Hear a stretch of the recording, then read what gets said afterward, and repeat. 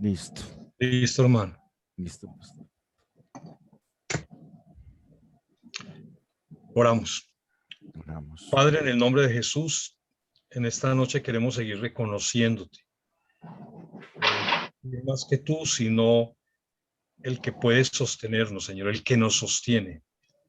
Tú has sostenido la creación. Eres el Dios de ayer, hoy y siempre. Y aquí estamos reconociéndote a ti, suplicando tu sabiduría, que tú ilumines nuestro corazón, nuestra Por mente. favor. Pero hoy, Señor, lo que vamos a escuchar, lo que vamos a compartir, tú seas obrando, especialmente, Señor, lo que es esta oración de Pablo, allí por la iglesia de Éfeso. Gracias, Señor, porque podemos unirnos. Ponemos la vida de Guillermo Cuesta, que ha estado en este fuerte dolor de cabeza, Señor, o fue de espalda, perdón, que tú pongas tu mano si hay algo Sí, por muscular, favor, o Dios. alguna otra parte, un tendón, un hueso, Señor, que tú seas obrando en su cuerpo. Aún pongo a Lucy también en tu mano con esta Sí, sí. tos tan fuerte que ha tenido, que también Por pongas tu favor. mano en su sistema respiratorio en el nombre de Jesús. A ti la encomiendo, Señor. Nos encomendamos los unos a los otros, los que están, Señor, los que hoy van a estar, los que por alguna razón no están, como el doctor Bayona que está por Francia, aún Cristina en los Estados Unidos, que tú les guardes, y aún señor George que está en Costa Rica escuchando, y las diferentes personas aquí en Colombia, en diferentes lugares. Por favor. Ilumínanos, Señor, y para ti la honra y la gloria, y dirige a mi hermano Iván en el nombre de Jesús. Por favor. Amén. Amén. Amén. Listo. Amén. Bueno, buenas noches, hermanos. Dios les bendiga. Amén. Antes de comenzar, les extiendo un saludo que mandó al grupo don Juan Bayona, que pues ya está allá con su hijo en Francia, disfrutando de su nieto de mes de nacido, mes y medio, y que muchas saludes pues a todos. Listo. Por cuestiones de horario le queda muy difícil conectarse allá. A esta hora son las 3 de la mañana, ya las 3:30, entonces siempre es complicado. Entonces vamos a continuar. Hoy la porción que nos convoca es esa primera oración que aparece en Efesios de Pablo por la iglesia. En la carta a los Efesios aparecen dos oraciones por la iglesia. La primera es la que está en el capítulo 1, versículo del 15 al 23, y la segunda es la que está en el capítulo 3, versículos del 14 al 21. Hoy vamos a enfocarnos en esta primera oración del apóstol Pablo por la iglesia. Entonces voy a leer la porción. Efesios capítulo 1, versículos del 15 al 23, dice la escritura: por esta causa también yo, habiendo oído de vuestra fe en el Señor Jesús y de vuestro amor por todos los santos, no ceso de dar gracias por vosotros, haciendo memoria de vosotros en mis oraciones, para que el Dios de nuestro Señor Jesucristo, el Padre de gloria, os dé espíritu de sabiduría y de revelación en el conocimiento de Él, alumbrando los ojos de vuestro entendimiento, para que sepáis cuál es la esperanza a que Él os ha llamado y cuáles las riquezas de la gloria de su herencia en los santos, y cuál la supereminente grandeza de su poder para con todos nosotros los que creemos, según la operación del poder de su fuerza, la cual operó en Cristo, resucitándole de los muertos y sentándole a su diestra en los lugares celestiales. Sobre todo principado y autoridad y poder y señorío, y sobre todo nombre que se nombra no solo en este siglo, sino también en el venidero. Y sometió todas las cosas bajo sus pies, y lo dio por cabeza sobre todas las cosas a la iglesia, la cual es su cuerpo, la plenitud de aquel que todo lo llena en todo. Entonces, antes de comenzar, yo pues les había puesto como una especie de tarea ahí el lunes pasado, dos preguntitas. Una era, ¿cuál es la causa de esta oración? Y la otra es, ¿cuál es el propósito o los propósitos que Pablo tiene con la oración? para que a partir de allí comencemos. ¿Quién me puede responder o quiere responder esas preguntas o una de las dos? A ver, ¿quién hizo la tarea, juicios? Buenas, hermano. Bueno, vamos a ver. Bueno, hermana Lucelén. La primera pregunta dice que cuál es la causa que mueve al apóstol Pablo a orar sin cesar por la iglesia. Entonces pienso que por haber sido nosotros predestinados, redimidos, escogidos y habiendo creído en él y sellados con su Espíritu Santo, esta causa pues, es la principal que mueve a Pablo a estar orando por la iglesia.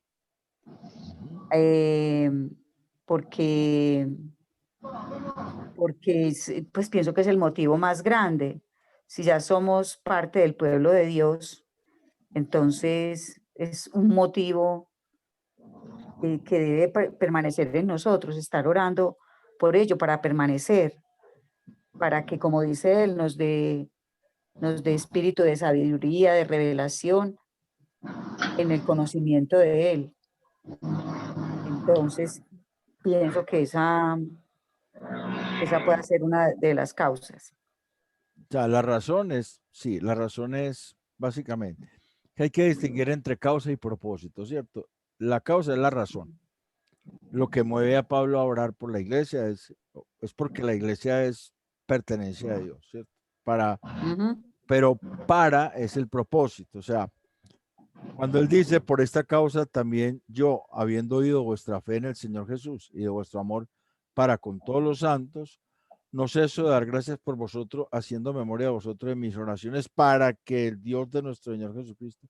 Y ahí empieza el propósito de oración. Ajá, sí, Ese señor. es el propósito de oración, ¿cierto? Sí, así es. Es un propósito que tiene que ver con el conocimiento de Dios. Vamos a irlo desglosando. Tiene que ver con que la iglesia pueda tener claridad sobre quién es Dios. Y no solamente eso, sino que la iglesia esté dispuesta a que Dios le quite la cubierta y lo pueda conocer cada vez con más claridad. Y eso es como contradictorio porque uno pensaría, bueno, siendo iglesia del Señor, debemos estar dispuestos a conocer a Dios, pero uno se encuentra que no es así, que uno cuando hasta se mete en problemas, cuando comparte con hermanos que son creyentes y no conocen a Dios, pero no le quieren conocer en la escritura, sino que quieren seguir teniendo el concepto que han traído desde que comenzaron el Evangelio. Muchos de ellos con conceptos no fundados en la Biblia, sino fundados en opiniones o filosofías que han hecho carrera dentro de ciertas congregaciones donde ellos conocieron el Evangelio. Es importante que entendamos esa expresión, espíritu de sabiduría y de revelación en el conocimiento de él, que está en el versículo 17. Ahorita voy a compartirles, sí, alguien que está hablando. ¿Alguien? Es, como usted decía, hermano, ese es uno de los propósitos Sí, por el cual Pablo ora. los propósitos de la oración son básicamente la iluminación de la iglesia en el conocimiento de Dios, ¿cierto? Eso es lo que es la iluminación, lo que se conoce como la iluminación del Espíritu Santo. Pero es que la palabra espíritu dice para que el Dios de nuestro Señor Jesucristo, el Padre de gloria, os dé espíritu de sabiduría y de revelación en el conocimiento de Él. No quiere decir que es un espíritu como decir un espíritu como algo viviente que viene al creyente. No es eso. No es que le pidamos Señor, danos espíritu de sabiduría. O sea, pensamos que de pronto sea más el Espíritu Santo llenándonos más, porque la llenura del Espíritu Santo tampoco es algo que viene como mágicamente, sino que es a través de la escritura, cuando el creyente está metido con Dios y Dios lo lleva a conocer su palabra, lo va llenando y va tomando control el Espíritu Santo de la vida del creyente. Pero la palabra espíritu acá, mire que está con E minúscula, no está con E mayúscula, entonces no está hablando del Espíritu Santo, sino que esa palabra neuma, y voy a enseguida les comparto, esa palabra neuma, que es la que traduce por espíritu, eh, quiere decir también disposición, quiere decir ánimo, disposición. O sea, que Dios disponga a la iglesia, que Dios disponga a la iglesia para que la iglesia lo pueda conocer claramente. Como que es que Dios quite que disponga la iglesia para que cada vez Dios le vaya quitando la cubierta, porque eso es lo que significa revelación. La palabra apocalipsis es la palabra revelación y viene de un griego que es apocalipto, que significa quitar la cubierta. Entonces es para que Dios le quite la cubierta a la iglesia y la pueda conocer claramente, que la iglesia se disponga a que Dios le quite esa cubierta para que le pueda conocer claramente. Eso es como la primera oración, el primer propósito de oración. Y para eso es necesario que Dios alumbre los ojos del entendimiento, ¿cierto? Versículo 18. La palabra conocimiento que hay ahí en el versículo 17 no es la palabra gnosis, sino epignosis, que es un conocimiento pleno, un discernimiento pleno que lo lleva a experimentar a Dios. Entonces aquí el apóstol Pablo no está hablando solamente de un conocimiento teórico, sino de un conocimiento práctico, de que cada vez que Dios vaya mostrándole a la iglesia quién es Dios, la iglesia lo vaya asumiendo prácticamente, o sea, lo vaya vivenciando. Y que la iglesia se anime, porque también esa palabra espíritu, neuma, también implica un ánimo o una disposición o un aliento o un viento o una respiración o un soplo, como que Dios la anime y la disponga para que pueda conocerle a Dios de una manera vivencial, que es la palabra epignosis, es un compuesto de epi, que es sobre o encima, y gnosis, que es conocimiento o ciencia, pero que viene de un verbo que es ginosco, que es conocer, saber, pero también implica por experiencia, por vivencia.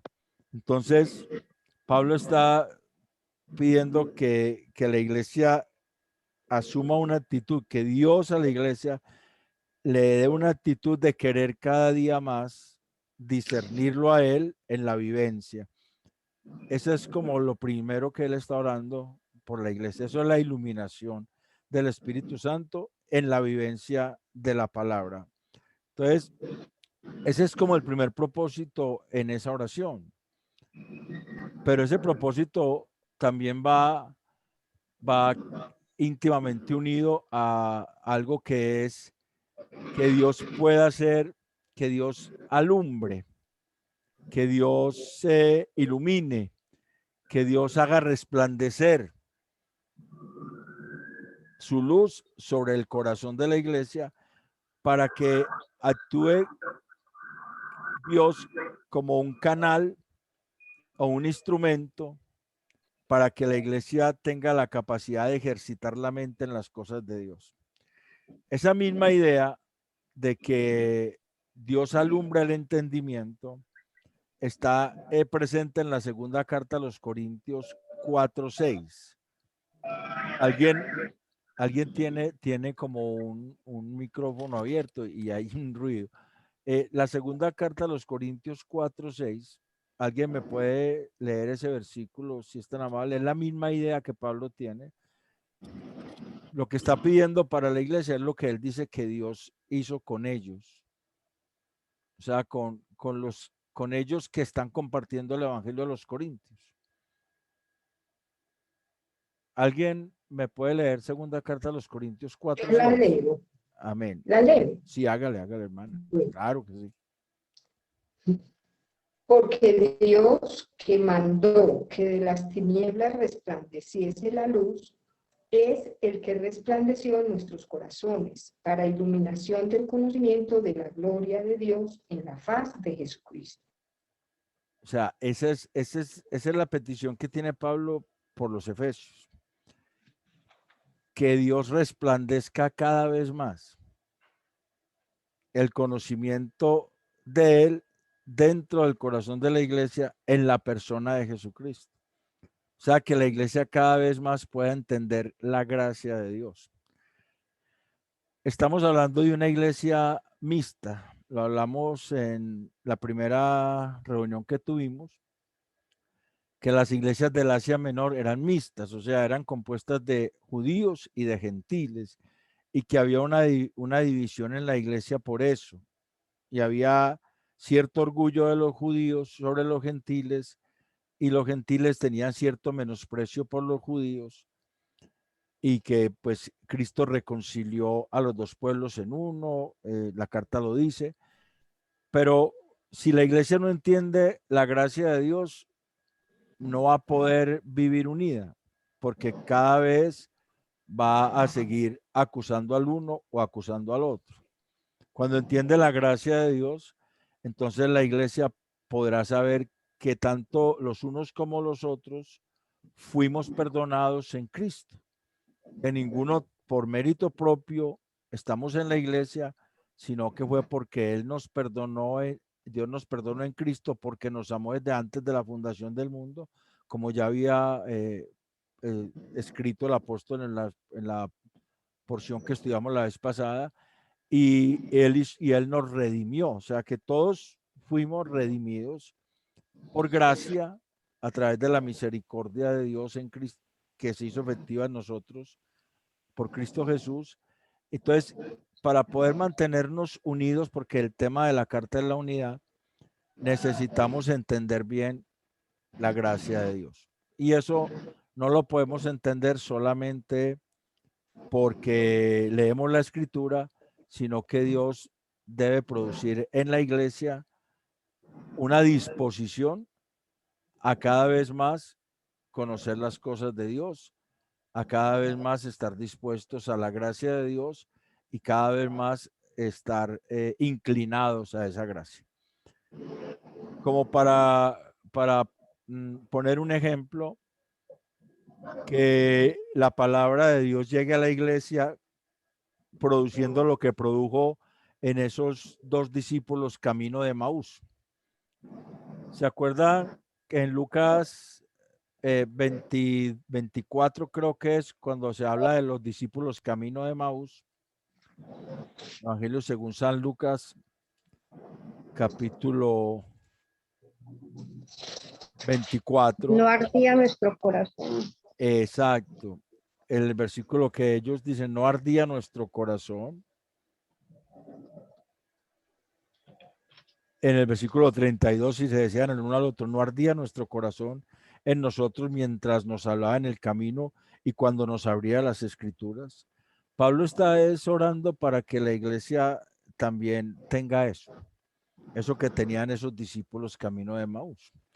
Que la palabra de Dios sea como esa vivencia para la iglesia, porque conoce la gracia de Dios y es porque Dios va rompiendo con esos velos que hay, va quitando esas cubiertas que hay, que pudieron ser puestas en algún momento de el transcurrir de la vida cristiana. Y Pablo está diciendo, mire, hay que romper con eso, tanto esos conceptos que tienen, por ejemplo, de que los judíos son mejores que los gentiles, que vaya rompiendo con eso, porque la gracia es para todos. Ninguno de los dos la merecía, ni los judíos ni los gentiles. Y también para que los judíos, los gentiles no crean que son mejores que los judíos, sino que toda la gloria es de Dios. Y cuando Dios empieza a hacer eso, entonces la iglesia camina en una unidad, que es lo que va a llamar en el capítulo 4 la unidad del Espíritu, ¿cierto? Capítulo 4:3 dice, solícitos en guardar la unidad del Espíritu en el vínculo de la paz. Ese es el primer propósito de la oración. El primer propósito es que Dios entonces haga alumbrar en el corazón de la iglesia el conocimiento de Dios, pero dice en el versículo 18, alumbrando los ojos de vuestro entendimiento, y la palabra entendimiento es que Dios sea como un canal o un instrumento que actúe para dar capacidad al creyente de ejercitar la mente en las cosas de Dios, porque no se pueden entender si no es por el Espíritu Santo. Entonces, si Dios no obra eso, la iglesia no va a estar, no va a poder entender bien las cosas de Dios. Y esa misma idea está en primera carta a los Corintios 2, del 9 al 16, cuando Pablo habla ya de que antes bien, como está escrito, cosas que ojo no vio, ni oído yo, ni han subido en corazón de hombre, son las que Dios ha preparado para los que le aman, pero Dios nos las reveló a nosotros por el Espíritu, porque el Espíritu todo lo escudriña, aún lo profundo de Dios. Porque ¿quién de los hombres sabe las cosas del hombre, sino el Espíritu del hombre que está en él? Así tampoco nadie conoció las cosas de Dios, sino el Espíritu de Dios. Y nosotros no hemos recibido el espíritu del mundo, sino el espíritu que proviene de Dios, para que sepamos lo que Dios nos ha concedido. Lo cual también hablamos, no con palabras enseñadas por sabiduría humana, sino con las que enseña el espíritu, acomodando lo espiritual a lo espiritual. Pero el hombre natural no percibe las cosas que son del Espíritu de Dios, porque para él son locura y no las puede entender, porque se han de discernir espiritualmente. En cambio, el espiritual juzga todas las cosas, pero él no es juzgado de nadie, porque quien conoció la mente del Señor, ¿quién la instruirá? Más nosotros tenemos la mente de Cristo. O sea que esa iluminación vaya perfeccionando el entendimiento de tal manera que la mente de Cristo se vaya formando en el creyente. Esta es una oración que es pertinente para la iglesia hoy en día. Es pertinente para cualquier congregación hoy en día. Encontramos hermanos sinceramente equivocados. Los encontramos y hablamos con ellos y nos damos cuenta que ellos en su interior como que aman a Dios, pero no le conocen porque todavía tienen conceptos que no son bíblicos en sus vidas. Y uno no actúa sino de acuerdo a lo que cree. Entonces, si uno tiene unos conceptos erróneos, va a actuar erróneamente pensando que está bien. Era lo que le pasaba a Pablo cuando perseguía a la iglesia. Él pensaba que estaba haciendo lo correcto, hasta que precisamente la luz de Cristo llegó a su vida y empezó y transformó su vida. Y Pablo, sí, Esa parte donde dice los ojos del entendimiento, ahí en esa parte, ojos del entendimiento, o sea, esa afirmación, ¿qué quiere ahí aclarar? lo que pasa es que cuando dice ojos, es como si el entendimiento tuviera ojos, ¿cierto? Eso es una figura literaria que se llama personificación. No es que el entendimiento tenga ojos, sino que como la luz entra por los ojos, o sea, los ojos son los que expresan la luz, entonces dice alumbrando los ojos del entendimiento, o sea que ese entendimiento cada vez vaya siendo más claro.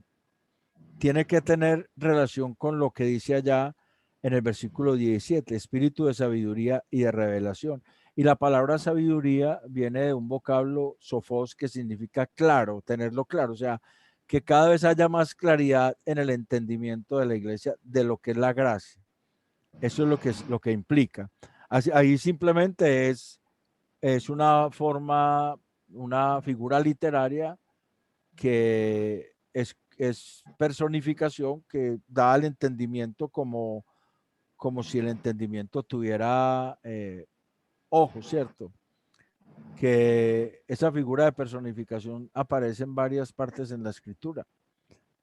Usted, por ejemplo, en Hebreos 13 dice que nos acercamos a aquel cuya sangre habla mejor que la de Abel, como si la sangre hablara. Eso es personificación. Lo que está dando a entender es que es mucho más preciosa que la sangre de Abel. Y aquí lo que está dando a entender es que el entendimiento tiene que ser aclarado y que esa luz va a entrar al entendimiento por los ojos del entendimiento, si tuviera ojos el entendimiento. O sea, es algo que va a entrar al corazón del creyente, porque la palabra entendimiento es la palabra entendimiento es la palabra dianoía, que es de dia, que es canal de un acto, y nous, que es intelecto o mente. O sea, que la mente se constituye en el canal para entender a Dios, pero porque Dios lo hace. La transformación del entendimiento. Lo que dice en Romanos 12 y Romanos 12, 1 y 2, habla de comprobar la voluntad de Dios, o sea, de conocer más a Dios en su voluntad a partir de una renovación del entendimiento. Romanos 2 dice, no os conforméis a este siglo, sino transformaos por medio de la renovación de vuestro entendimiento. Eso es prácticamente lo que Pablo está diciendo acá, que cada vez más el entendimiento sea renovado y sea ejercitado para entender más la gracia de Dios, básicamente. Porque allá en Romanos 12:2 dice, para que comprobéis cuál sea la buena voluntad de Dios, agradable y perfecta. Entonces, eso tiene una implicación de que la iglesia va a entender la voluntad de Dios en la medida en que Dios la santifique. Y la va a santificar a través de la renovación del entendimiento, a través de irle aclarando la palabra en el corazón, pero también con un conocimiento que es vivencial, o sea, la santificación. La santificación no es algo que viene como por obra de magia, como por obra de arte. La santificación es a partir de la escritura, ¿cierto? Porque el Espíritu de Dios hace que esa escritura se haga vida. Por eso en Juan 17:17, el Señor oraba al Padre, santifícalos en tu verdad, tu palabra es verdad. En la medida que esa palabra se hace vida, porque la entendemos y la queremos vivir, porque hay una disposición en el corazón para vivirla, y cada vez Dios va a ir aclarando más las cosas en la medida que la palabra de Dios va haciendo eso en nosotros por el Espíritu Santo y va disponiendo nuestros corazones para que podamos conocer a Dios. Yo sé que ese proceso ha pasado en todos, la disposición de conocer a Dios y de querer saber más de las cosas de Dios, y eso es extraordinario porque eso es una obra del Espíritu Santo. Y esta es la oración de Pablo por la iglesia, que la iglesia no se contente con, conozco las doctrinas básicas como estaba como estaba la gente de los hebreos. ¿Se acuerda que en Hebreos hay una exhortación a que ellos sean maduros? En Hebreos 6 hay una exhortación, no estoy diciendo que sea el mismo autor, la epístola a los hebreos no sabemos qué autor, cuál es el escritor humano, pero sí entendemos que allá en Hebreos 6 dice que ya deberían de haber de ser maduros, ya deberían de poder comer carne y no beber leche. En Hebreos 6, por ejemplo, en Hebreos 5:14 dice, pero el alimento sólido es para los que han alcanzado madurez, para los que por el uso tienen los sentidos ejercitados en el discernimiento del bien y del mal.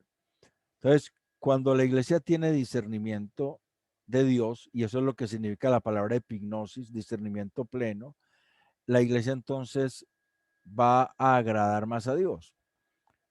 Entonces, esos hebreos, ellos no querían dejar las doctrinas de los rudimentos y no querían profundizar, y el autor de la carta les dice que ellos ya deberían ser maestros y sin embargo eran niños porque ellos no querían como crecer en el conocimiento de Dios de una manera vivencial. Entonces, Pablo está hablando por la iglesia para que la iglesia tenga ese crecimiento, que la iglesia madure y cada vez va a madurar más. Entonces, lo primero que hace es, ese es el primer propósito de la oración. El primer propósito es que la iglesia sea iluminada en el conocimiento de Dios y Dios la disponga para conocerla, para conocerlo más y nos aclare más su identidad cada día, o sea, que la iglesia entienda quién es Dios. Ese es lo primero, a través de clarificar nuestra capacidad de ejercitar la mente y que también entendamos cuál es la esperanza a la que fuimos llamados. Si usted mira ahí en el versículo 18 dice, para que sepáis cuál es la esperanza a la que Él os ha llamado y cuál es la riqueza de la gloria de su herencia en los santos. Entonces, ahí tenemos que centrarnos en qué es eso de las riquezas de la gloria en sus santos. ¿Qué es eso de las riquezas de la gloria en sus santos? Vamos a tratar de explicar. O sea que las riquezas de la gloria, la palabra riquezas es la palabra que viene de un verbo que es llenar, o sea, la llenura podía traducir. Y la palabra gloria es la palabra doxa que viene de un verbo que es parecer, considerar, pensar, conocer también. Parecer, considerar, pensar, conocer. O sea que la iglesia sea llena del conocimiento de Dios. Ese conocimiento que es un conocimiento práctico. No está hablando, el apóstol no está orando por un conocimiento doctrinal solamente, sino por un conocimiento práctico de Dios. Que la iglesia pueda ser llena de ese conocimiento práctico. Eso es lo que significa las riquezas de su herencia en los santos. ¿Por qué? Porque es que ese conocimiento es exclusivo de la iglesia. Ese conocimiento es exclusivo de la iglesia. La palabra traducida por herencia es un vocablo que es compuesto de adquisición, patrimonio y la palabra nomos, que es ley. O sea que la iglesia tiene un derecho legal por ser iglesia de Dios, de ser llena del conocimiento de Dios y es exclusivo de la iglesia. Por la iglesia ser descendencia legal de Dios, tiene derecho a esa herencia, conocerlo a Él. La misma idea que está en Marcos 11:12. ¿Alguien me lee Marcos 11:12?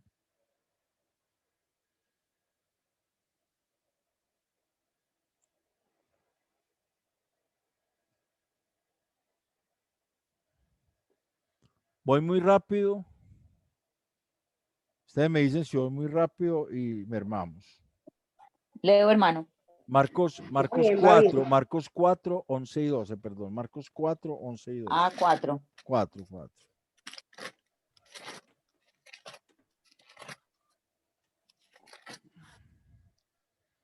4, 11 y 12. Y les dijo, a vosotros os es dado saber el misterio del reino de Dios, mas a los que están fuera, por parábolas todas las cosas, para que viendo, vean y no perciban, y oyendo oigan y no entiendan, para que no se conviertan y les sean perdonados los pecados. O sea, está hablando de que de que a ellos les será dado conocer los misterios de Dios, ¿cierto?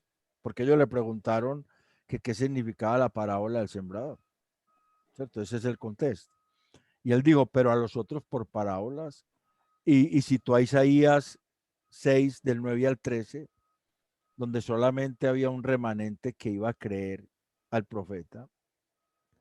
No todos iban a creer, la mayoría no iba a creer, la mayoría no iba a hacer caso. Y Jesús está hablando de eso, que el conocimiento de Dios es exclusivo de la iglesia. Y esa es como esas riquezas de la gloria de su herencia.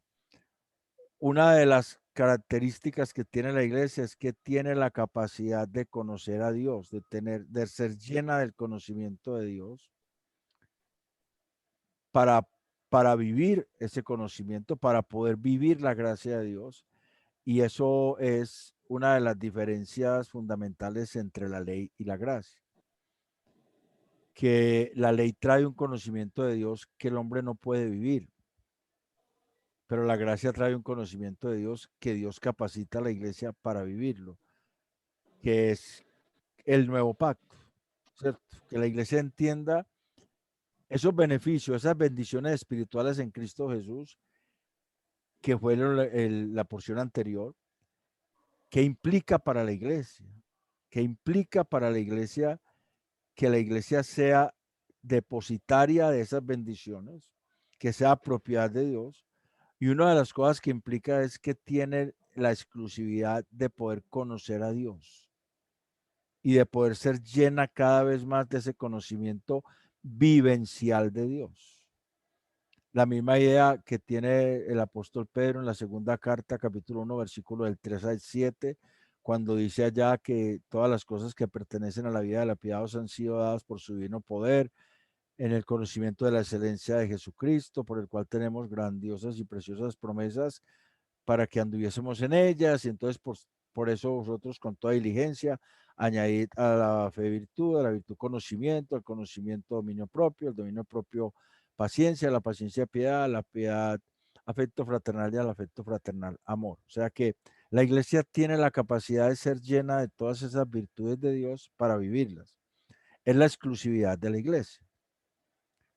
Y que se da a conocer solamente a su iglesia por gracia, que Pablo entienda eso, que la iglesia, perdón, Pablo quiere que la iglesia entienda eso, que tiene unos beneficios, tiene unas bendiciones espirituales en Cristo, que la capacitan a la iglesia para vivir la vida cristiana, para vivir conforme a ese propósito de ser santa. Mire que el versículo 4 decía, el versículo 1:4 dice, según nos escogió en él, estamos en Efesios 1, antes de la fundación del mundo para que fuésemos santos y sin mancha delante de él. O sea que la iglesia tiene esa capacidad porque Dios se la da en el conocimiento de Dios. Y esa es una esperanza que tiene la iglesia de conocer a Dios cada vez más. En Mateo 11, del 25 al 27, lo voy a leer. Mateo 11, del 25 al 27, cuando el Señor está hablando allá en Mateo 11 de Juan el Bautista y habla de unas ciudades impenitentes. En el versículo 25 dice, de Mateo 11, en aquel tiempo respondiendo Jesús dijo, te alabo Padre, Señor del cielo y de la tierra, porque escondiste estas cosas de los sabios y de los entendidos y las revelaste a los niños. Sí, Padre, porque así te agradó. Todas las cosas me fueron entregadas por mi Padre y nadie conoce al Hijo sino el Padre, ni al Padre conoce alguno sino el Hijo y aquel a quien el Hijo lo quiera revelar. Vuelve y aparece la palabra apocalipto, al que el Hijo le quiera quitar la cubierta. Entonces, es un conocimiento exclusivo. Esa misma idea también está en 2 Corintios. Ya leímos el capítulo 4, versículos 6, pero si leemos el 6 y el 7 nos damos cuenta de que de cuál es eso es un tesoro. Ese conocimiento de Cristo es un tesoro. Allá lo dice Pablo en la segunda carta a los Corintios 4, 6 y 7. Allá lo llama tesoro. Segunda a los Corintios 4, 6 dice. Segunda a los Corintios 4, 6. Porque Dios que mandó que de las tinieblas resplandeciese la luz, es el que resplandeció en nuestros corazones para la iluminación del conocimiento de la gloria de Dios en la faz de Jesucristo. Pero tenemos este tesoro en vasos de barro, para que la excelencia del poder sea de Dios y no de nosotros. O sea que la iglesia tiene ese tesoro en vasos de barro. Nosotros somos vasos de barro en los cuales Dios depositó ese tesoro, ese conocimiento de su gloria, ese conocimiento vivencial de él. Y allí lo llama tesoro, que es la misma palabra que aparece en Colosenses 2.3. Y en Colosenses 2.3 es una idea muy parecida a la que tiene aquí Efesios 1, el que estamos tratando, que es el versículo 1:18. Colosenses 2.3 dice: porque quiero que sepáis cuán grande lucha sostengo por vosotros y por los que están en la Odisea y por todos los que nunca han visto mi rostro, versículo 1:2, para que sean consolados sus corazones unidos en amor, hasta alcanzar todas las riquezas del pleno entendimiento, a fin de conocer el misterio de Dios el Padre y de Cristo, en quien están escondidos todos los tesoros de la sabiduría y del conocimiento. O sea, exactamente esas son las riquezas de la gloria de su herencia en los santos, que Pablo está hablando aquí en Efesios 1:18. Y nosotros conocemos a Dios, pero no le podemos conocer totalmente, ¿cierto? Pero el apóstol Pablo dice que cuando venga lo perfecto, allá en primera carta a los Corintios 13, del 8 al 10, hasta el 12, dice, cuando venga lo perfecto. Se le veremos tal como Él es. Hay alguien que tiene un micrófono abierto, sí. En la primera carta a los Corintios, capítulo 13, en el versículo 8 dice: el amor nunca deja de ser, pero las profecías se acabarán y cesarán las lenguas y la ciencia acabará, porque en parte conocemos y en parte profetizamos. Mas cuando venga lo perfecto, entonces lo que es en parte se acabará.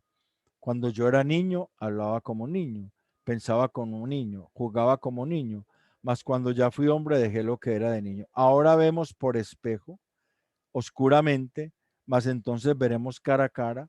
Ahora conocemos en parte, pero entonces conoceré cómo fui conocido.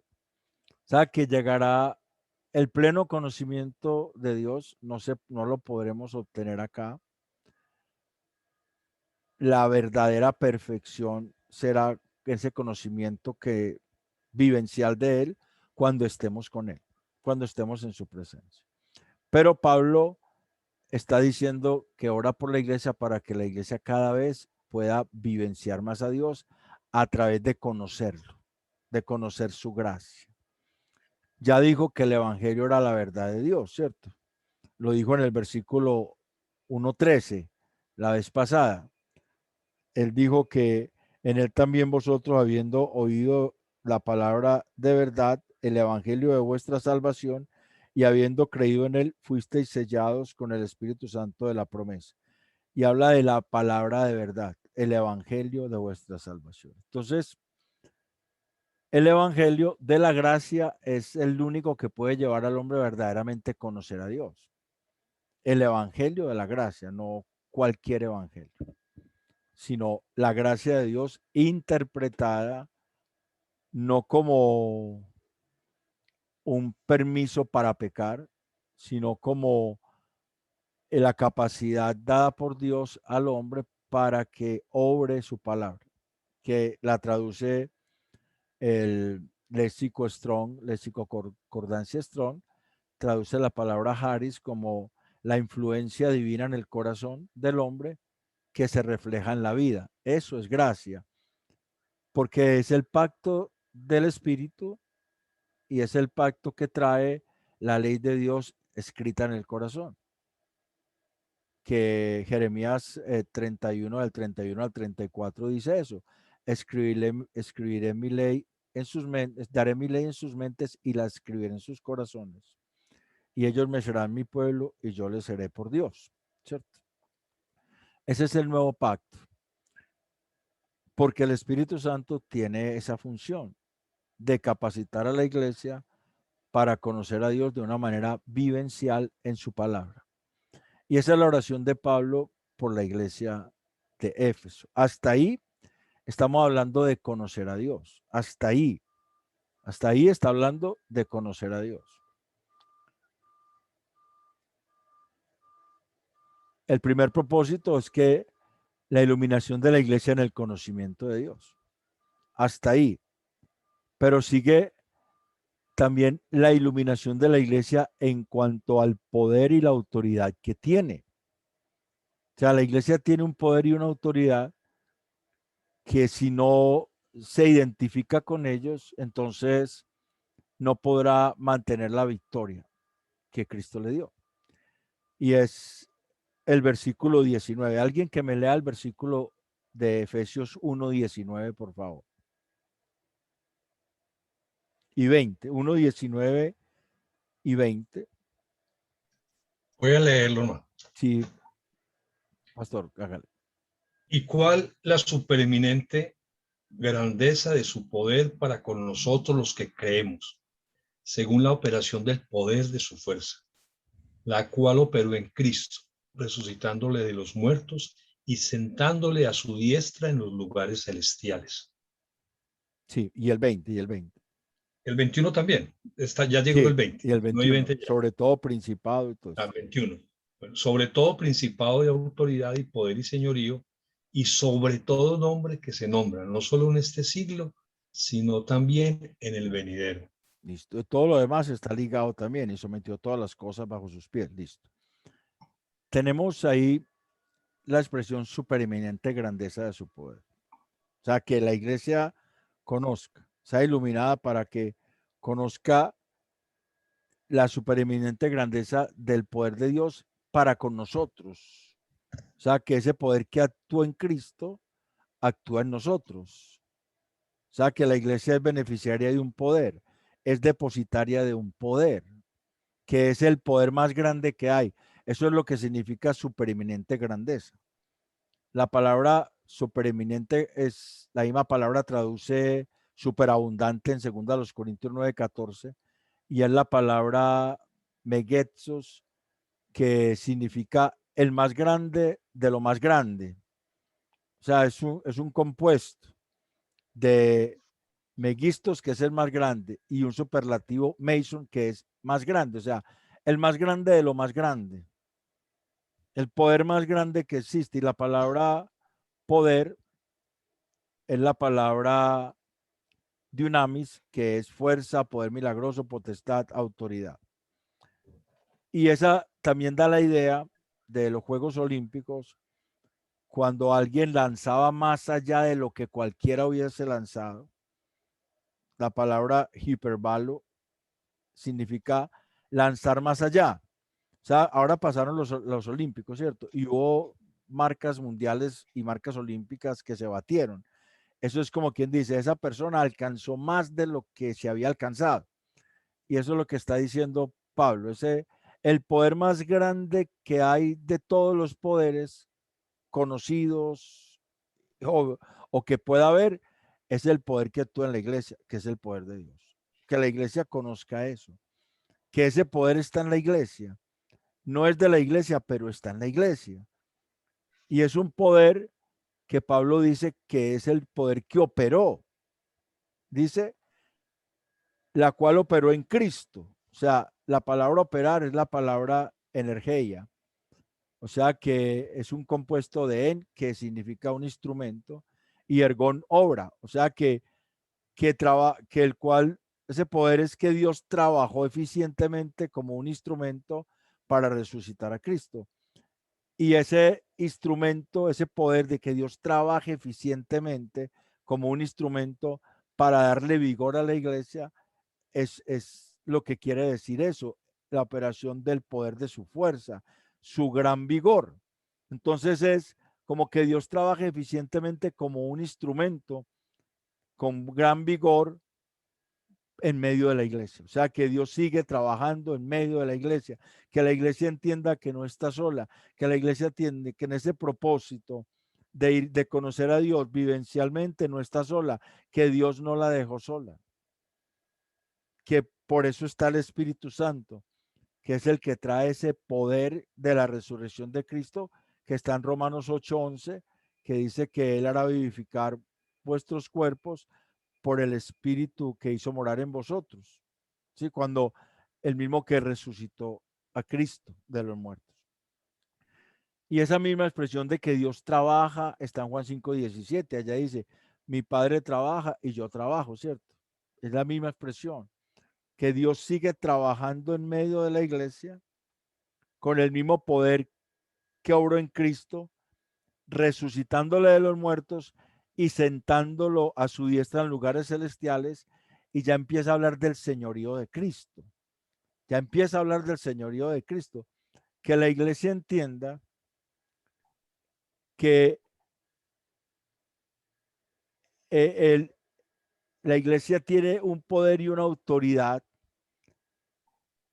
que Dios obró, ese poder en nosotros, ese poder que trabajó eficientemente en la resurrección de Cristo, por la cual Cristo fue establecido y aceptado como Señor. Porque cuando habla de la palabra la cual operó en Cristo, resucitándole de los muertos y sentándole a su diestra. La palabra sentar es la palabra establecerse, y la palabra diestra es una palabra que quiere decir lado derecho, ¿cierto? También quiere decir lado derecho, pero también esa palabra diestra es una palabra que quiere decir que Dios lo recibe y lo acepta. O sea que el señorío de Cristo era algo que ya estaba programado, no era algo que surgió, era algo que ya obedecía a un plan y que viene específicamente nombrado en el Salmo 110:1, cuando dice, dijo el Señor a mi Señor, siéntate a mi diestra hasta que ponga tus enemigos por estrado de tus pies. O sea, Cristo como Señor y autoridad está entronado como Señor y autoridad sobre todo. Que la iglesia entienda que Cristo es el Señor sobre toda autoridad, poder y señorío, y sobre cualquier entidad que se nombre. Cualquier entidad que se nombre. Y si Cristo está sentado a la diestra de Dios en las alturas, quiere decir que está sentado en el trono por encima de todos los cielos, porque la palabra lugares celestiales significa por encima de todos los cielos, tiene todo dominio y poder. Que la iglesia entonces entienda cuál es el beneficio de ese poder que Dios le dio, que fue un poder que precisamente exaltó a Cristo como Señor de toda la creación. Y lo mismo, él va a desarrollar esta idea en en Efesios 2:6, ahí a la vueltecita dice, en el versículo 5, y aún estando nosotros muertos en pecados, nos dio vida juntamente con Cristo. Por gracia sois salvos. Y juntamente con Él nos resucitó y asimismo nos hizo entrar en los lugares celestiales con Cristo Jesús.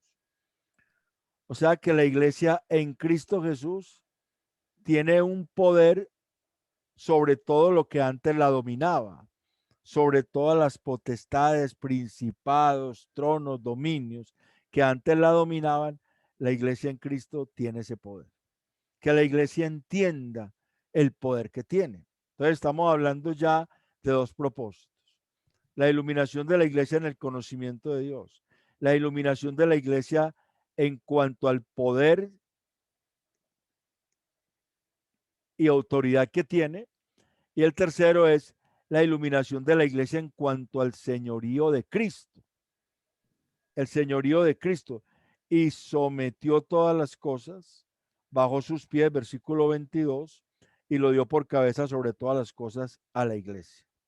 Entonces, que Dios ilumine también a la iglesia para entender el señorío de Cristo, que el Señor es Señor de todas las cosas, que todas las cosas están sometidas a Él, que es la cabeza sobre todas las cosas y que lo dio a la iglesia por jefe, por cabeza. Es interesante que algunas versiones traducen jefe, porque es el que manda, pero lo dio como cabeza a la iglesia. O sea que la iglesia está llamada también a mostrar a Cristo. La iglesia está llamada a mostrar a Cristo, está llamada a testificar de Cristo, y eso tiene que ver con el otro propósito, la iluminación en cuanto a la identidad de la iglesia en Cristo. La identidad que la iglesia tiene en Cristo. La iglesia es el cuerpo de Cristo, versículo 23. Y la iglesia está completa en Cristo. Dice, la plenitud de aquel que todo lo llena en todo. O sea, esa palabra plenitud es que la iglesia está llena de Cristo, está completa en Cristo y por lo tanto está encargada porque tiene a Cristo como Señor, que es la cabeza de la iglesia, que la completa y la llena, y que Cristo está por Señor de todas las cosas, que fue dado a la iglesia como cabeza entre todas las cosas que había. Dios escogió a la iglesia para que Cristo fuera la cabeza de la iglesia, o sea, donde demostrara primeramente su señorío. Y la iglesia entonces por esa realidad está encargada de mostrar el señorío de Cristo a toda entidad creada. A toda entidad creada. La iglesia está encargada de mostrar el señorío de Cristo a toda entidad creada. En Hechos 1:8 habla de llevar el evangelio, recibir a todas las criaturas, o sea, en Jerusalén, toda Judea, Samaria, hasta el último de la tierra. Pero en Efesios 3:8-13 dice, y lo voy a leer: a mí que soy menos que el más pequeño de todos los santos, me fue dada esta gracia de anunciar entre los gentiles el evangelio de las inescrutables riquezas de Cristo y de aclarar a todos cuál sea la dispensación del misterio escondido desde los siglos en Dios que creó todas las cosas, para que la multiforme sabiduría de Dios sea ahora dada a conocer por medio de la iglesia a los principados y potestades en los lugares celestiales, conforme al propósito eterno que hizo en Cristo Jesús, nuestro Señor, en quien tenemos seguridad y acceso con confianza por medio de la fe en Él. Por lo cual pido que no desmayéis a causa de mis tribulaciones por vosotros, las cuales son vuestra gloria. El versículo 10 dice, para que la multiforme sabiduría de Dios sea ahora dada a conocer por medio de la iglesia a los principados y potestades en los lugares celestiales. La iglesia tiene esa responsabilidad de dar a conocer el señorío de Cristo a toda la creación, a toda entidad creada, sean seres humanos o sean seres espirituales. La iglesia tiene la responsabilidad de dar testimonio de la obra de Cristo, de la gracia de Dios, de tal manera que los mismos demonios sepan la multiforme sabiduría de Dios. Los demonios puedan entender, puedan saber que la iglesia es el lugar a través del cual el Señor va a expresar su señorío sobre toda la creación. Eso es una responsabilidad muy grande para nosotros. Entonces, eso viene como en orden, como en un orden ascendente. Solamente estoy hablando del propósito de la oración, ¿cierto? Que es la parte más interesante, porque el bosquejo tiene otros 2 puntos, que son la razón para orar por la iglesia y las características de la iglesia, el punto 2, y el tercero, el carácter y propósito de la oración. Y me se enfoqué en el propósito.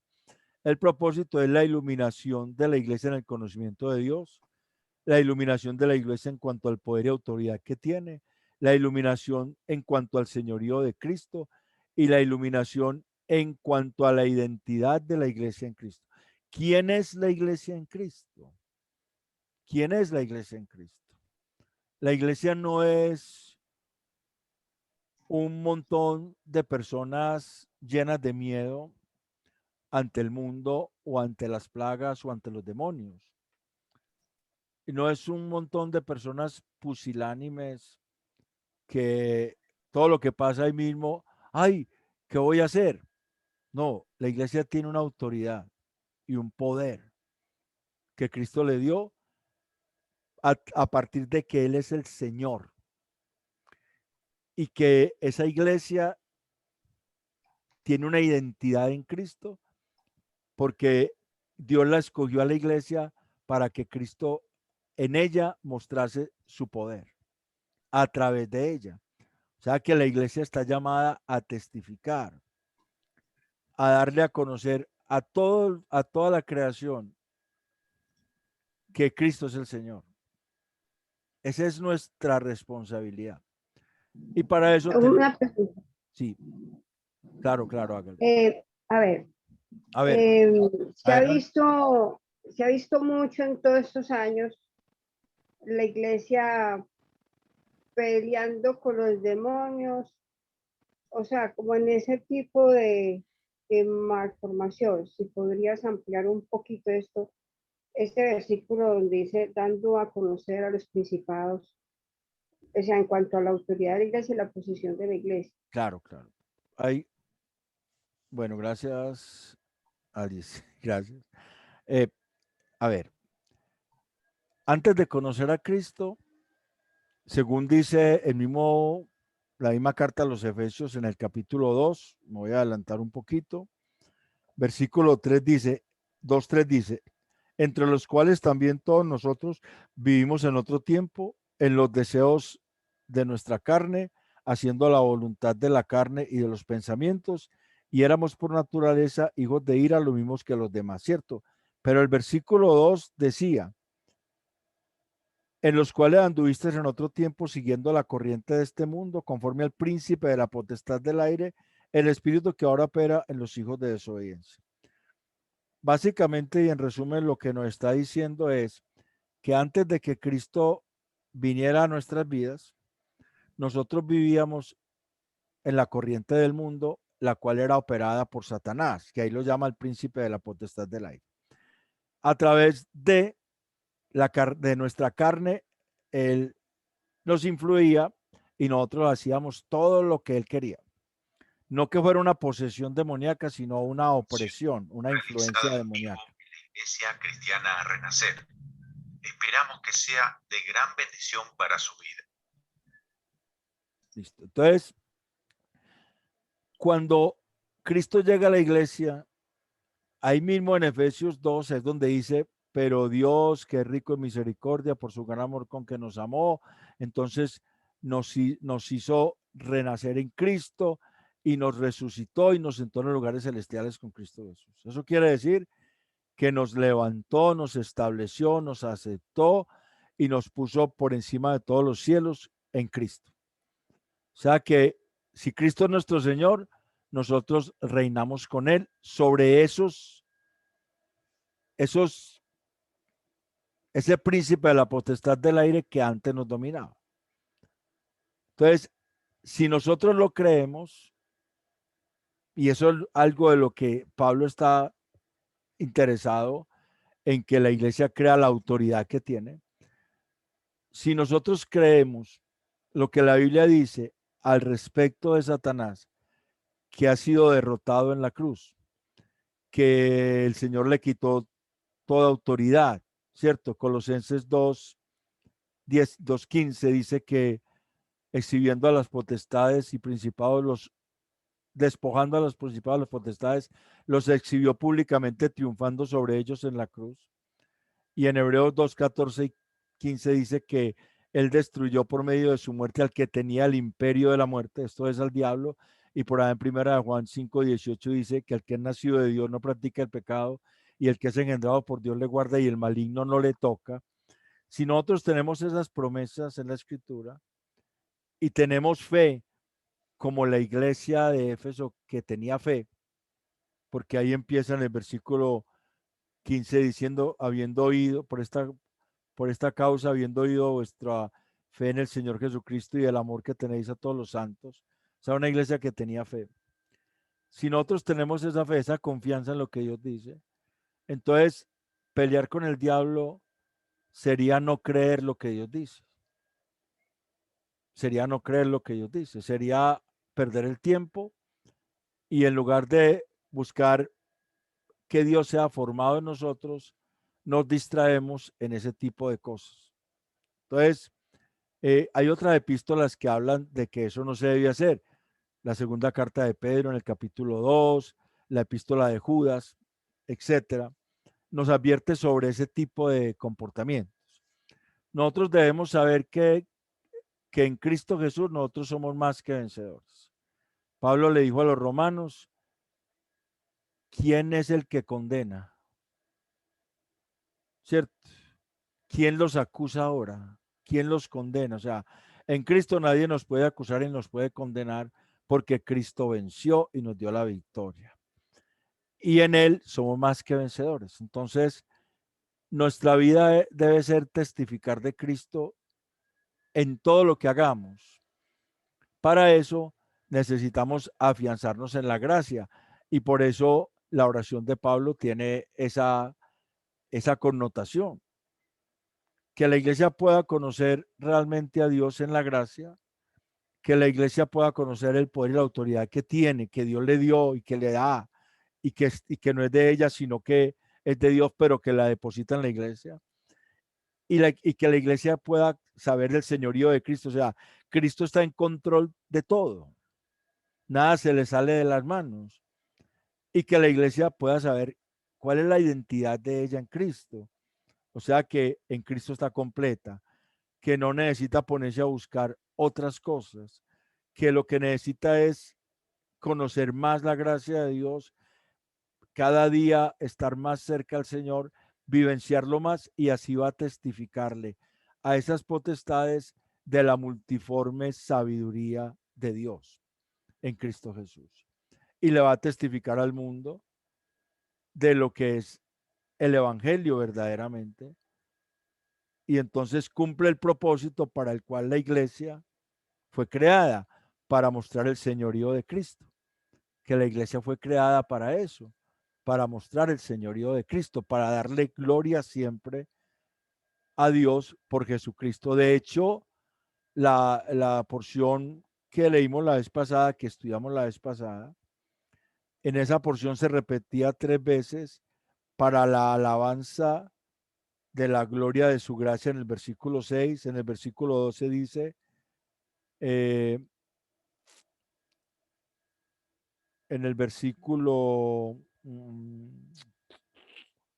6, en el versículo 12, sí, 12 y para la 14. alabanza de su gracia, y en el versículo 14. O sea, la iglesia ha sido creada para elogiar a Dios por su gracia. La manera como lo va a hacer es a partir de poder que Dios la ilumine para que pueda interiorizar esto en una vivencia. El conocimiento pleno de Dios en su vida, en una relación íntima con Dios, cada vez Dios va a ir abriendo más el entendimiento. Que entienda que tiene un poder y una autoridad que Cristo le dio precisamente para poder testificar. Que entienda que Cristo es el Señor, que todo está bajo su control y que entienda que está identificada con ese señorío de Cristo y por lo tanto tiene una responsabilidad muy grande de mostrar que está completa en Cristo, y ese mostrarlo no es que lo esté gritando a las potestades ni le esté desafiando a las potestades, sino de que con la vida, cuando vienen las tentaciones pueda mantenerse firme, aunque el enemigo no va a dejar de traer tentaciones, pero la iglesia va a resistir firme en la fe, ¿cierto? La primera carta de Pedro, capítulo 5, versículo 8, dice: sed sobrios y velad, porque vuestro adversario el diablo está como león rugiente alrededor buscando a quien devorar, pero dice allá, al cual resistid firmes en la fe. O sea que al diablo se le resiste en la firmeza de la fe, en la firmeza de la doctrina vivida, en la firmeza de una vida que camina en Cristo. Y termina el versículo 10 allá en primera de Pedro 5:10, dice: mas el Dios de toda gracia, que os llamó a su gloria eterna en Cristo Jesús, después de que hayáis padecido por un poco de tiempo, él mismo os afirme, perfeccione, fortalezca y establezca. O sea, la iglesia camina hacia la madurez siempre. Para eso debe ser consciente de quién es en Cristo, de qué tiene en Cristo, a partir de conocer a Dios cada día más. Ese es el propósito de esta oración. La pregunta que nos queda es: ¿debemos nosotros orar por la iglesia así? ¿Debemos orar de esta manera por la iglesia? ¿O solamente era para la iglesia de Éfeso? ¿Solamente la iglesia de Éfeso necesitaba saber eso? ¿O la iglesia hoy necesita saber eso? La iglesia de todos los tiempos. La iglesia necesita saber eso en todos los tiempos. Obviamente, por eso es que la iglesia presentada en Éfeso no es una iglesia local, sino es la iglesia vista desde la óptica de Dios. Allá en Efesios 5, una iglesia gloriosa, sin mancha, arruga ni cosa semejante. Es como Dios la ve. Y la iglesia va hacia allá, camina hacia allá y debe caminar hacia allá. Y para eso es útil que nosotros comencemos a orar por la iglesia, para que Dios haga esto que está aquí en Efesios 1, del 15 al 23. ¿Alguna pregunta? Van a ser las 10 de la noche. ¿Alguna pregunta, hermanos?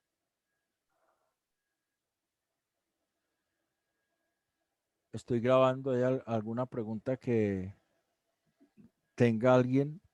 Yo sé que sí. Perdón, hermano, me quedé pensando cuando usted dijo que pues, la iglesia se debe disponer para crecer en ese conocimiento, porque hay, hay muchas personas que no, pues, no quieren avanzar más de la doctrina que se les ha dado o que han aprendido. Y hay cantidades de iglesias cristianas que, como usted mismo dijo, aman al Señor. Pero entonces hay un error en esa doctrina. ¿Qué pasa con ellos si no llega esta iluminación a esas vidas?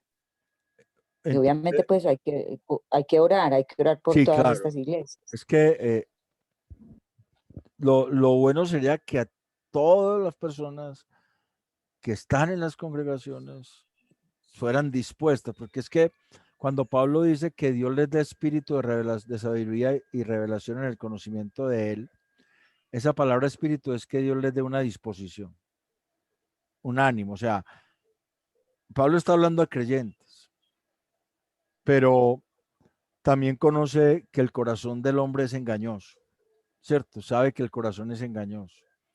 Nosotros sostenemos una lucha en este momento con una hermana de una iglesia así, que ella piensa que todo lo que se le viene a la mente fue que Dios le dijo. Y esa es la guianza de ella, los pensamientos que le llegan. Y Dios me mostró que me tenía que ir para tal parte, y Dios me mostró. Y entonces siempre anda de caída en el sentido de que nunca le alcanza la plata, porque eso se está pasando, los hijos van atrás en los colegios, porque pues pasase de Medellín para La Ceja, de La Ceja para otro pueblo, de otra vez para Medellín. Entonces esos colegios, esos peladitos pierden años, y eso es un enredo que ella tiene. Pero estamos orando y hablándole la palabra, Y de hecho, pues eso es una cuestión que solamente Dios puede hacer. A nosotros nos toca es orar y hablarle la palabra. E incluso aguantar las sátiras, las ironías, los rechazos, los insultos de personas que dicen que le estamos quitando la fe, por ejemplo. Personas que dicen que le estamos quitando la fe, que eso no es lo que la Biblia dice, que eso no es lo que le han enseñado. Porque hay veces nos quedamos con lo que recibimos de personas que en ese momento nos hicieron mucho bien y pensamos que lo que ellos nos enseñaron, eso era lo correcto, pero todo lo que nosotros recibamos, incluso acá en estas clases, tenemos que siempre pasarlo por el colador de la voluntad de Dios. Siempre. Porque es que la madurez cristiana y la victoria no se va a mantener a través de un concepto personal, sino a través de la palabra de Dios. Y esa es la llenura del Espíritu Santo, que el Espíritu Santo nos llena con su palabra de tal manera que la palabra de Dios tiene control de nuestras vidas. Eso es la llenura del Espíritu Santo. Pero sí, pasa, hermana, con muchas personas en iglesias que tienen ese tipo. Hay iglesias que fueron mal enseñadas y personas que son sinceras con el Señor tienen esa doctrina.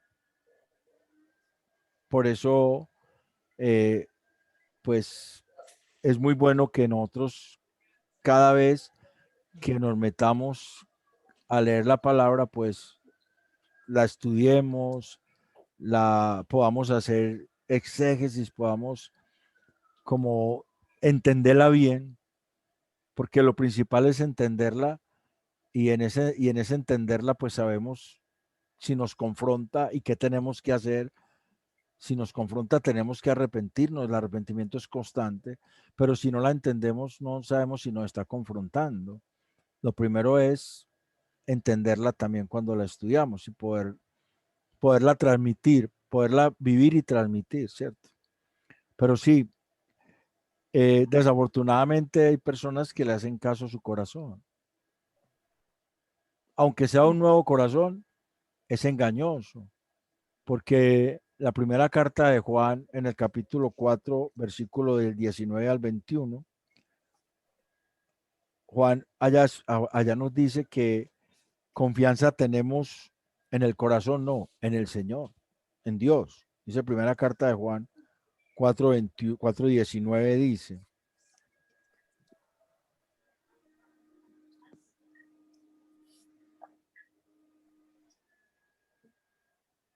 No, primera carta de Juan 3:19 dice. Y en esto conocemos que somos de la verdad y aseguramos nuestros corazones delante de Él. Pues si nuestro corazón nos reprende, mayor que nuestro corazón es Dios y Él sabe todas las cosas. Amén. Amado, si nuestro corazón no nos reprende, confianza tenemos en Dios. No en el corazón, sino en Dios. Entonces, ¿por qué? Porque Dios sabe todas las cosas. Entonces, es en la palabra de Dios que nosotros debemos forjar nuestras vidas y nuestro entendimiento debe irse abriendo a su palabra. Y eso es lo primero que Pablo ora es para que Dios disponga a la iglesia para eso, para conocerle más y vivenciarle más. Es lo primero.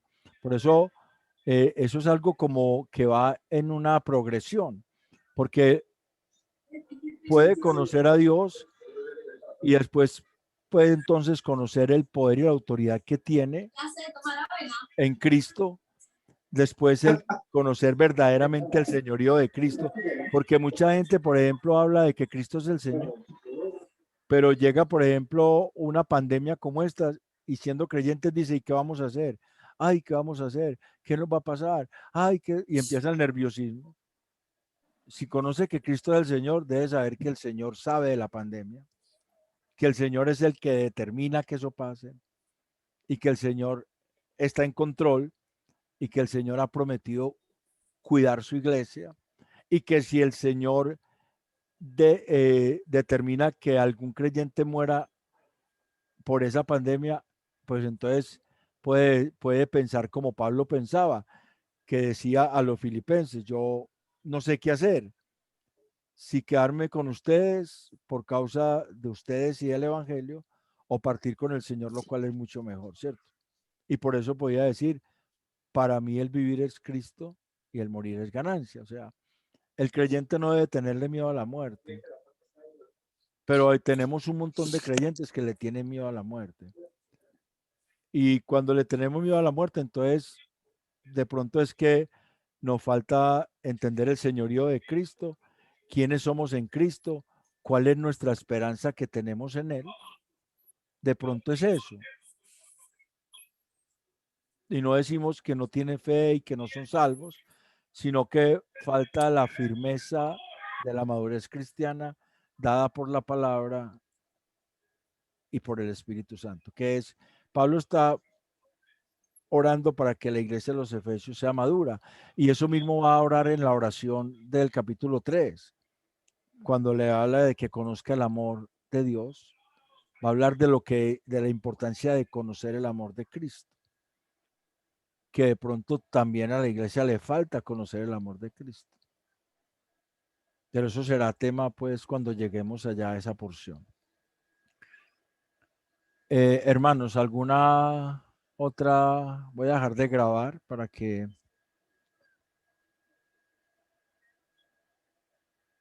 Pausa.